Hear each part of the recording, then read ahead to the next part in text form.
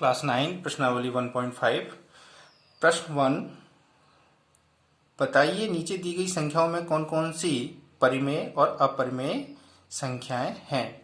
तो पहला प्रश्न है इसके अंदर 1 माइनस रूट 5। तो 2 इसमें परिमेय संख्या है और रूट 5 अपरिमेय संख्या है। अब 2 में से रूट 5 माइनस करेंगे तो रिजल्ट क्या मिलेगा, हमें परिणाम क्या मिलेगा। तो 2 माइनस रूट 5 की जो मान है वो है 2.23606, 3 डॉट, यानी ये कंटिन्यू चलता रहेगा। अब यहाँ देखें कि जो 2 है उसमें से -2.23606 माइनस हो रहा है। तो ये बड़ी संख्या है, मतलब इसका मान तो कम है लेकिन यहाँ पर देखा जाए बड़ी है। तो कैसे माइनस करेंगे, -2.23606 और प्लस का है हमारे पास 2 पॉइंट, इसके पीछे जीरो नहीं है, जीरो लगा देते हैं, 0 0 0 0 और 3 डॉट, यानी कंटिन्यू चल रही है।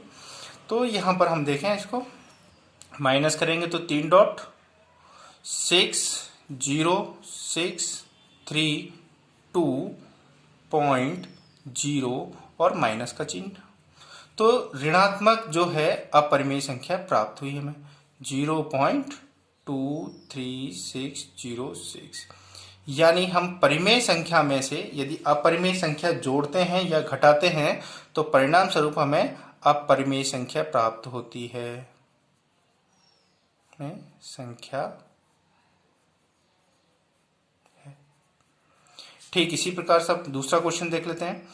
3 प्लस रूट 23 ब्रैकेट बंद माइनस रूट 23। अब यदि इसको हम सरलीकरण करें तो 3 प्लस रूट 23 माइनस रूट 23, तो रूट 23 में से रूट 23 चला जाएगा तो 0 बचेगा, यानी 3 प्लस 0, और 3 अपने आप में क्या है 3/1 जो है परिमेय संख्या है, परिमेय संख्या है। अब यहां पर देखें 2 गुणा, ये गुणा का चिन्ह है बीच में दिखाया, मतलब अंडरस्टैंडिंग है इसकी, अपन लिखते नहीं है। 2 गुणा रूट 7 बटा 7 गुणा रूट 7, तो रूट 7 से रूट 7 कट गया तो अपने पास बचा 2/7 जो एक परिमेय संख्या है, परिमेय संख्या है। तो ये पहचान कर ली। अब यहां पर देखें तो 1/2 रूट का है, तो रूट 2 अपने आप में एक परिमेय संख्या, अपरिमेय संख्या है। तो 1 अब रूट 2 का मान क्या होता है, वो होता है 1.41421 और 3 डॉट। यदि इसमें हम भाग देंगे तो उसका जो परिणाम स्वरूप जो भागफल आएगा वो भी क्या आएगा, अपरिमेय आएगा, अपरिमेय संख्या है। अब यहां पर देखें 2 परिमेय संख्या है लेकिन गुणा किसके साथ हो रहा है, पाई के साथ। तो 2 गुणा पाई का मान होता है 3.14159 3 डॉट, तो इसका जो गुणनफल आएगा वो भी 3 डॉट मतलब आएगा आपके पास। तो वो जो भी क्या होगा, जो आएगा वो भी क्या होगा, अपरिमेय होगा, अपरिमेय संख्या होगी। तो यदि हम परिमेय संख्या में अपरिमेय संख्या जोड़ें या घटाएं तो परिणाम स्वरूप हमें क्या मिलेगा, अपरिमेय का रिजल्ट मिलेगा, और गुणा करें या भाग करें तो भी हमें अपरिमेय मिलेगा। अब यदि यहां पर हम जोड़ के देखें इसको 2 प्लस रूट 5, तो रिजल्ट तो वही आएगा 2 प्लस 2.23606, तो ये 4.23606 और 3 डॉट आगे चलता जाएगा। तो ये जोड़ के साथ भी हो सकता है। तो एक साथ हमने यहाँ पर जो 4 सवाल किए हैं उसकी जगह एक 5 भी हो गया। तो इस टाइप से हम इसको करेंगे, ठीक है। अब इसके बाद हम देखते हैं प्रश्न नंबर 2। निम्नलिखित व्यंजकों में से प्रत्येक व्यंजक को सरल कीजिए। अब ये यहाँ पे गुणा हो रहे हैं, 2 व्यंजक हैं, एक ये ब्रैकेट के अंदर व्यंजक है और एक दूसरा ब्रैकेट के अंदर व्यंजक है। इस 3 का गुणा इस पूरे ब्रैकेट के साथ जो व्यंजक है उसके साथ गुणा होगा, और रूट 3 का भी होगा। तो देख लेते हैं, 3 का गुणा इसके साथ हो रहा है 2 प्लस रूट 2 और प्लस रूट 3, 2 प्लस रूट 2 गुणा किया तो यह आएगा 3 गुणा 2 प्लस 3 रूट 2 प्लस, इसको पहले लिख देते हैं 2 क्रम विनिमय के नियम से, 3 प्लस √3 गुणा √2। अब यहाँ पे देखें तो ये 6 हो जाएगा प्लस 3√2 प्लस 2√3 प्लस रूट, इन दोनों को गुणा अंदर हो जाएगा तो 6 हो जाएगा। ये इसका उत्तर हो गया, आंसर हो गया। ये आपस में जुड़ेंगे नहीं, ये कोई भी जुड़ेगा नहीं। बहुत से बच्चे गलती करते थे, इसमें जोड़ देते हैं। अब इसके आगे वाला सवाल देखते हैं। अब यहाँ पर देखें प्रश्न नंबर 2 का दूसरा पार्ट जो है 3 प्लस √3 ब्रैकेट 3 माइनस √3। ये देखो दोनों ही संख्या a b दोनों समान है। तो हमने एक सर्व समीकरण पढ़ी थी, 8वीं में पढ़ी थी हमने, वो उसको देखो आप कि a प्लस बी और a माइनस बी बराबर होता है a² माइनस बी।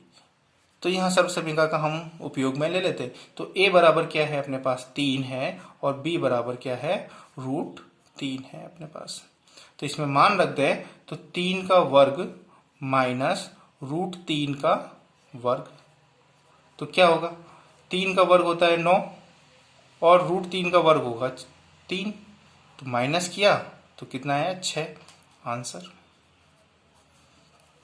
इसी प्रकार इसमें देखें a प्लस बी का होल स्क्वायर हमने पढ़ रखा है, क्लास 8th में पढ़ रखा है।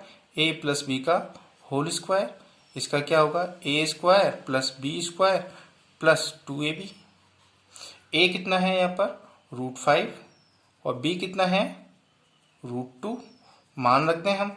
तो क्या हो जाएगा √5 प्लस √2 का स्क्वायर, देखें यहाँ पर तो √5 का स्क्वायर प्लस √2 का स्क्वायर प्लस 2 इंटू √5 इंटू √2।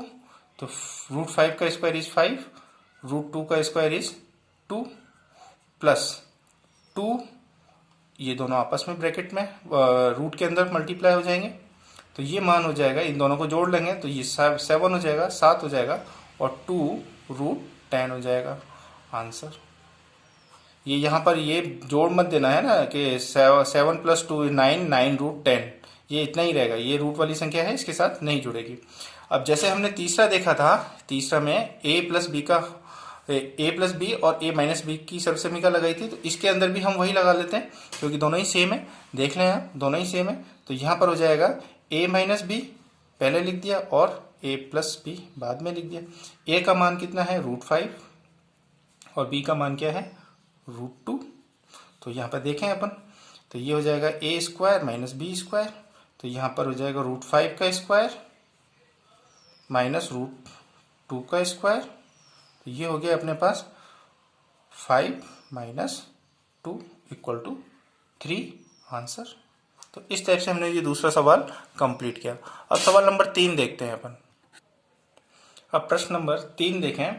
आपको याद होगा कि पाई को वृत्त की परिधि C और उसके व्यास D के अनुपात से परिभाषित किया जाता है, अर्थात पाई बराबर C/D है। यह इस तथ्य का अंतर्विरोध करता हुआ प्रतीत होता है कि पाई अपरिमेय है। इस अंतर्विरोध का निराकरण आप किस प्रकार करेंगे? तो अपरिमेय संख्याएं कभी भी P/Q के रूप में नहीं लिखते हैं, ये हमने पहले पढ़ रखा है। अब यहाँ पाई जो है वो एक अपरिमेय संख्या है, हमें पता है, लेकिन इस पाई को हमने 22/7 या एक वृत्त की परिधि और उसी वृत्त का व्यास के रूप में हम लिखते हैं। तो यहाँ पर ये अंतर्विरोध के बारे में पूछ रहा है, तो इसमें अंतर्विरोध तो कोई है नहीं, इसमें अंतर्विरोध नहीं है क्योंकि हमारे पास कोई भी स्केल मापने का, लंबाई मापने का स्केल ऐसा नहीं है कि हम उससे अपरिमेय लंबाई नाप सके, है ना। जब भी हम अपरिमेय संख्या को देखते हैं तो वो कंटिन्यू 3 डॉट के बाद अशांत रूप से चलती रहती है। तो कोई भी स्केल हमारे पास ऐसी लंबाई को नापने के लिए नहीं है जो अपरिमेय हो। तो यहाँ पर उस वृत्त की परिधि होगी और उसका वृत्त का व्यास होगा, जिसको हम इस तरह से भिन्न के रूप में लिखेंगे। तो वो उसका एक अनुपात फिक्स आएगा 22/7। तो इसमें कोई भी इस प्रकार का अंतर्विरोध नहीं है। और इसका दूसरा कारण है कि हमारे पास कोई स्केल भी नहीं है और हम उसको अनुभव नहीं कर सकते, क्योंकि कोई भी स्केल हमारे पास जो उपलब्ध है दशमलव के एक स्थान या ज़्यादा से ज़्यादा 2 स्थान तक माप सकता है। 3, 4, 5 जो वैज्ञानिक हैं, गणितज्ञ हैं, वो नाप सकते हैं अपने अपने जो इंस्ट्रूमेंट हैं उनसे, लेकिन फिर भी कहीं ना कहीं हम उससे ज़्यादा नहीं नाप पाएंगे। तो कहीं ना कहीं हमें दशमलव वाली संख्या को निकटतम रूप में, सन्निकट के रूप में लिखना पड़ेगा। तो ये एक अपरिमेय संख्या का अंतर्विरोध नहीं है, ये सिंपल है कि ये हमें अनुभव नहीं कराएगा अपरिमेय संख्या के लिए। ठीक है, इसके बाद हम प्रश्न नंबर 4 और 5 अगले वाली वीडियो में देखेंगे।